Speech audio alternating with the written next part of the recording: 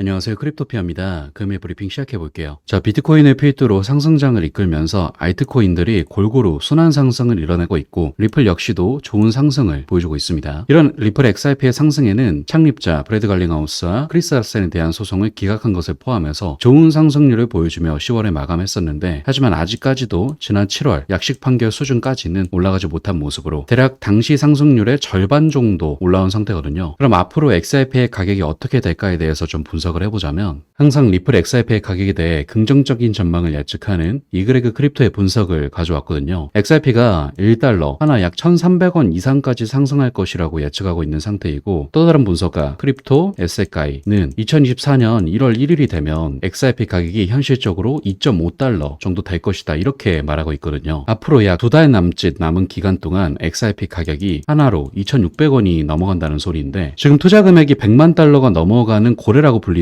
투자자들의 거래량도 분기별 최고치를 기록하고 있고 최소 1만 XRP를 보유한 투자자들의 지갑도 27만 7천 개를 넘어가면서 사상 최고치를 기록하면서 이러한 상승 예측에 힘을 더해주고 있는 상황입니다. 그리고 저 역시도 이 정도의 상승은 충분히 가능할 수 있다고 보고 있는데 소송에 관련한 이슈가 아니더라도 가능하리라 보고 있거든요. 그간 언급드렸던 11월 8일에서 9일에 진행하는 리플 측의 이벤트 리플스웰에서 어떤 소식을 전하느냐에 따라 시세 상승에 큰 영향을 끼칠 것으로 보고 있어서 이날을 다시 한번 주의 깊게 지켜보셔야 한다는 거 강조를 드리고요. 다음으로 이게 이제 빅 소식인데 지금 현재 SEC가 법을 위반했다, 법을 어겼다 이런 말이 나오고 있거든요. 이게 단순한 은유적 표현이나 이런 게 아니라 SEC가 정말 위법 행위를 저질렀다 이런 얘기가 나오고 있는데 내용으로는 SEC가 직원회계 공보 121호 SAB 121을 발행하면서 법을 위반했을 수 있다는 주장이거든요. 미국 회계감사원 GAO가 2022년 3월 31일 미국 증권거래위원회 SEC에게 플랫폼 사용자를 위해 보유하고 있는 암호화폐를 보호하기 위해 관리 의무를 어떻게 설명하고 공개해야 하는지에 대한 해석 지침을 제공하라고 말했었거든요. 그리고 원래 이런 의회심사법 CRA는 규칙이 발효되기 전에 기관이 하원과 상원, 감사원장 모두에게 규칙에 대한 보고서를 제출해야 하고 의회가 규칙을 승인하지 않을 수 있는 경우 의회 검토 절차를 제공하도록 요구하거든요. 하지만 SEC는 이 공보에 대해 의회심사법 CRA에 따른 보고서를 의회나 감사원장에게 제출을 하지 않았습니다. 그래서 이런 모습을 보고 SEC가 행정절차법에 따라 요구되는 규칙 제정 과정을 우회하려는 시도로 보이고 있는 거죠. 그리고 과관인 건 이때 SEC가 제공했던 SAB11 지침에는 디지털 자산을 보유한 암호화폐 회사가 대차대조표에서 자산을 이중으로 계산해야 한다는 아이디어를 도입했는데 이 지침은 기업이 사용자가 저장하는 자산 가치의 2배를 보유해야 함을 의미했기 때문에 당시 많은 금융기관이나 은행이 암호화폐 보관 서비스에 참여하지 못했고 이뿐만이 아니라 지난 18개월 동안 이 때문에 다양한 기업들의 법률 및 상당한 컨설팅 비용까지 발생시켰습니다. 즉 SEC가 검토받지 않고 마음대로 해당 규정을 만들면서 암호화폐 시장에 엄청난 피해를 준 거죠. 그리고 이런 소식이 나오고 리플홀더들의 든든한 대변인 존 디튼을 포함해서 미국 국회의원들까지도 SEC는 투자자를 보호하기보다는 투자자에게 피해를 주기 위해 더 많은 일을 하고 있고 무능하고 부패한 조직 SEC가 소비자 이익에 해를 끼친다고 비난하고 있습니다. 그리고 여기서 중요한 내용은 이건데 신시아 루미스 미국 상원 의원이 이 공지가 소비자 보호에 미치는 영향에 대해 심각한 우려를 갖고 있고 의회는 잘 규제된 금융기관이 미국인들이 힘들게 벌어들인 금융자산을 안전하게 보관할 수 있도록 하는 것이 최우선 과제이기 때문에 이렇게 위험한 선례를 남긴 SAB 121에 대해 앞으로 몇 주 안에 규칙을 막기 위해 의회 검토법을 사용할 계획이다 이런 말을 했거든요. 즉 규제기관과 대중의 의견을 전혀 반영하지 않은 SAB 121 관련 규정을 막기 위해 의회가 개입한다는 소리를 한 겁니다. 그리고 이와 관련된 초당적인 법안이 제출되면 60일간 의회 검토 기간이 다가올 것이고 SAB 121이 이 검토를 견딜 수 있을지 지켜봐야 할 것인데 어쨌든 이와 별개로 SEC가 규제기관으로서 신뢰성은 개박살이 난 것이기 때문에 다가오는 60일간 암호화폐 규제를 포함해서 SEC한테 중추적인 날이 될 것이라고 보고 있고 이건 나아가 리플 소송에게도 큰 도움이 될 수 있습니다. 그리고 이런 SEC의 수장 게리 겐슬러가 불과 하루 전 암호화폐를 시작한 사토시의 유명한 백서 발행 15주년을 축하합니다 이런 말을 했었는데 이런 모습들이 SEC가 점점 암호화폐를 받아들이는 그런 과정이라고 보고 있거든요. 그간 SEC는 가상자산 시장에 대해 굉장히 빡세게 규제했던 그런 과거 이력이 있기 때문에 하루아침에 갑자기 암호화폐 친화적인 모습을 보일 수는 없어서 다가오는 비트코인 현물 ETF 승인과 더불어 차근차근 이런 크립토 친화적인 모습을 보여주려고 하고 있는 것 같고 더불어 앞선 법안 위반 내용도 내용도 SEC가 시장에서 악역을 자처하면서 크립토 시장을 자연스럽게 받아들이게 하는 그런 그림으로도 보여주고 있거든요. 이유야 어찌됐건 SEC의 이런 행보는 리플과 나아가 시장에도 큰 호재로 작용될 수가 있기 때문에 의회까지 개입하겠다고 한 이번 이슈가 향후 어떻게 흘러갈지 꾸준히 지켜보시면 좋을 것 같네요. 자, 그리고 다음은 시장 분위기 살펴볼게요. 미 연준이 기준금리를 동결했는데 최근 지표를 보면 경제활동이 강력한 속도로 확대되고 있다면서 연초 이후에 이어진 일자리 증가세가 여전히 강력하고 실업률도 낮은 수준을 유지하고 있고 인플레이션은 여전히 높기 때문에 금리를 동결하겠다 이렇게 말을 하거든요. 근데 연준이 이번 결정문에서 평가에 새롭게 넣은 게 바로 금융 여건이거든요. 이 핵심적인 내용이 뭐냐면 은행이 원래 대출이나 이런 것들을 잘 해주다가 이제는 대출을 안 해주다 보니까 신용이 악화되는 이슈가 생기기 때문에 금융 환경이 악화되면 사람들이 대출을 쉽게 받을 수가 없어서 이렇게 되면 자금을 땡겨서 쓰기가 힘들기 때문에 부동산을 포함한 시장에 굉장히 큰 악영향을 줄 만한 이슈거든요. 연준이 지금 지난해 3월부터 10회 연속 기준금리를 인상했고 다시 금리를 동결한다는 것, 즉 금리를 올렸다가 동결한다는 건 그만큼 경제시장이 위험하다는 신호이기 때문에 여기서 돈을 더 풀면 지금 레거시 금융 시스템이 더 위기에 처할 겁니다. 그럼 그럴수록 저부터 시작해서 우리가 코인 시장에 더욱더 집중해야 될 이유가 명확해지겠죠. 또한 현재 상장 회사 중에 가장 많이 비트코인을 보유한 회사 마이크로스트래티지가 지난달에 155개, 약 530만 달러에 달하는 비트코인을 추가로 매집했다는 사실이 밝혀졌거든요. 그 이유가 기간 채택의 증가 가능성 및 이런 레거시 경제 위기를 읽고 매집하고 있는 거라고 생각하고 있는데 이제 시장에서 비트코인은 명확한 자산으로 분류하고 있고 다가오는 미국의 금융 위기와 새롭게 시작될 코인이라는 투자 시장에 대한 비전을 보여주는 거라고 보고 있기 때문에 이런 시장의 흐름을 잘 파악하고 대응하셔야 한다는 점 강조드리면서 금요일 브리핑은 마무리하도록 할게요. 마지막으로 영상 아래는 고정 댓글 보시면 이런 시장의 다양한 관점들에 대해 소통할 수 있는 링크가 있으니까 많은 참여 부탁드리겠습니다. 감사합니다.